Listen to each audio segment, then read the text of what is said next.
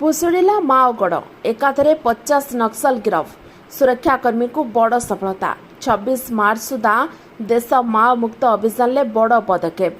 माओ दमन लक्ष्य एक्शन मोड्रे सुरक्षाकर्मी। आंध्र प्रदेश विभिन्न जिले में सक्रिय रही नक्सल गिरफ। सुरक्षाकर्मी पंजारे पड़ती रक्तमुखा नक्सल। 50 नक्सल को गिरफ कर सुरक्षाकर्मी। कृष्णा जिले में 28, एलूर में 15, एनटीआर जिले में 4 जन गिरफ होती। गिरफ नक्सल छत्तीसगढ़ बीजापुर, सुकमा और नारायणपुर जिलार बोली जमापड़ी। एମାନଙ୍କ ମଧ୍ୟରେ शीर्ष नेता, प्लाटून सदस्य और पार्टी मेंबर अछंती। विभिन्न अपराधिक कार्यकलाप लिप्त रही गिरफ होती नक्सल माने। माओ दमन लक्ष्य एक्शन मोड्रे अछंती सुरक्षाकर्मी।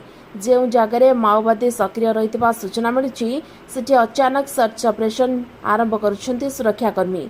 नियमित व्यवधान में नक्सल निपात अभियान में सफल होती।